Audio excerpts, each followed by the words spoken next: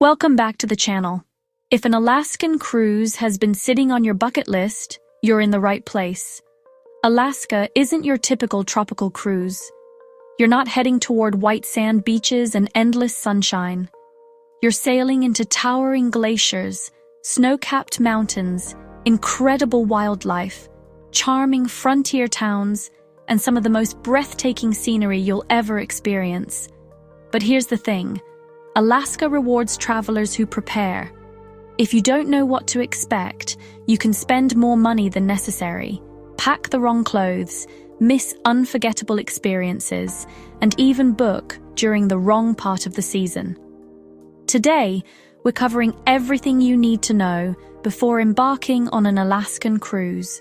We'll talk about the best and worst times to sail, realistic cruise prices, what to pack, what to leave at home, insider tips that cruise veterans swear by, and mistakes first-time cruisers make that you can easily avoid. Let's jump in. One of the first things you need to know is that Alaska has a relatively short cruise season. Most cruise lines sail between late April and late September. Every month offers something different, so choosing the right time depends on the experience you're looking for. Late April through early May is one of the most affordable times to cruise Alaska. You'll usually find lower prices because it's the beginning of the season. Snow still blankets many mountain peaks, making the scenery absolutely stunning. The downside is that temperatures are cooler, and some excursions may not be operating at full capacity. Mid-May through June is considered one of the sweet spots. Days become longer, temperatures begin warming up, waterfalls are flowing from melting snow, wildlife becomes much more active, and mosquito season hasn't fully arrived yet.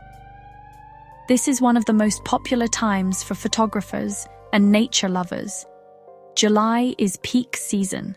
You'll experience the warmest weather of the year, the longest days with nearly endless daylight in some areas, and the widest selection of excursions.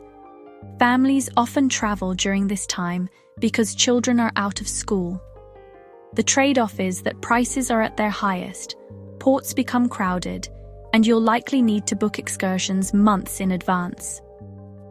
August remains very popular, but you'll notice more rainfall than earlier in the season. Wildlife viewing is still outstanding, and this is an excellent month for whale watching. September is one of the hidden gems of the Alaska cruise season. Prices often begin dropping, crowds become smaller, full colors appear across the landscape, and you may even have the chance to witness the northern lights during darker evenings near the end of the month. However, temperatures become noticeably cooler, and some excursions begin shutting down. If you're asking me when the absolute best time to visit is, I'd recommend late May through mid-June. You get excellent weather, incredible scenery, active wildlife, fewer crowds than peak summer, and often better pricing than July. Now let's talk about money. Cruise prices vary significantly depending on the cruise line, itinerary, cabin type, and booking window. An inside cabin generally ranges from around $1,000 to $2,000 per person. Ocean view cabins usually cost between $1,500 and $2,500 per person. Balcony cabins typically range from $2,000 to $4,000 or more per person. Luxury suites can easily exceed $5,000 per person. Keep in mind that these prices usually don't include airfare, gratuities, specialty dining, beverage packages, Wi-Fi, travel insurance, or shore excursions. When everything is added together, many couples spend somewhere between $5,000 and $9,000 for a week-long Alaskan vacation. One of the biggest expenses outside the cruise itself will be shore excursions. Helicopter tours that land on glaciers can range from $400 to $800 per person. Dog sledding experiences often cost $500 or more. Whale watching tours generally range from $150 to $300. Railroad adventures like the White Pass and Yukon route are usually between $150 and $300. Fishing charters, kayaking adventures, wildlife tours, and flight-seeing excursions all add to your budget, so plan accordingly. Now let's discuss what you should pack, because this is where many first-time cruisers make expensive mistakes. The most important thing to remember is to dress in layers. Alaska weather can change several times in one day. You may wake up to sunshine, experience light rain in the afternoon, and finish the evening with chilly temperatures. Bring moisture-wicking shirts that keep you dry. Pack sweaters, hoodies, and fleece jackets for warmth. A waterproof rain jacket is absolutely essential. Water-resistant walking shoes or hiking shoes will make excursions much more comfortable. Bring warm socks, because cold feet can quickly ruin your day. Don't forget gloves, a winter hat, and a light scarf, especially if you're cruising early or late in the season. Sunglasses are surprisingly important, because sunlight reflecting off glaciers and snow can be extremely bright. Sunscreen is another item people often forget. Even in cool temperatures, UV rays remain strong. Binoculars are one of the best investments for an Alaskan cruise. You'll have opportunities to spot whales, bears, mountain goats, bald eagles, seals, sea lions, and glaciers from much farther away. If you enjoy photography, bring extra camera batteries because colder weather drains batteries faster than warm climates. A portable charger is another smart item to carry throughout the day. Reusable water bottles are convenient during long excursions. If you're sensitive to motion sickness, pack medication before boarding because onboard prices are usually higher. Bring a backpack for excursions so you can easily carry extra layers, snacks, water, and camera equipment. Now let's talk about what you should leave at home.